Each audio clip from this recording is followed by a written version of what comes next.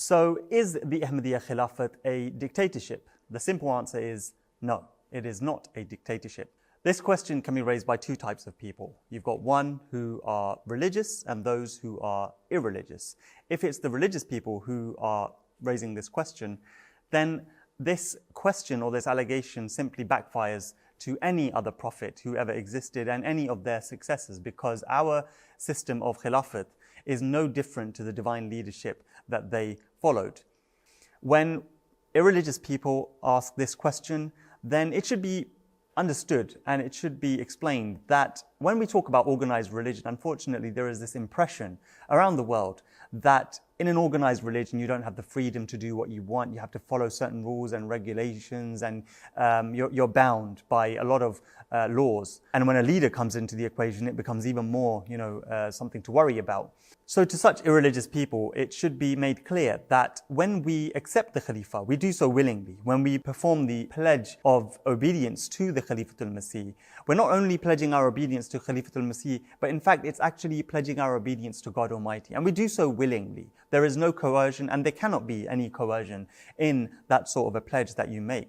Now, another thing that needs to be borne in mind is that a dictator is someone whose say and want and desire, it goes without any question. No one can challenge it, no one questions it, and people tend to accept it as it is, and the dictator does not allow anyone to give suggestions or proposals. But we see the Ahmadiyya Khilafat to follow the very basic Islamic injunction, which is to consult them in important matters, or the other Quranic verse which says that whose affairs are dealt with through mutual consultation. This verse is a description of the believers, and we find that Hazrat Khalifatul Masih, he consults various administrative bodies when making important decisions to do with the administration of the community or matters to do with faith itself. Now, the Holy Quran is complete. The Islamic teachings are complete and perfect. They don't require any further addition. But the reason we have a Khilafat is because the implementation of Islamic teachings in every passing day requires some form of interpretation.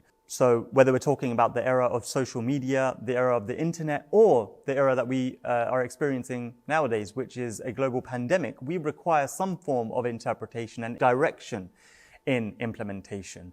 And that we get from the divinely guided leadership of Khalifatul Masih.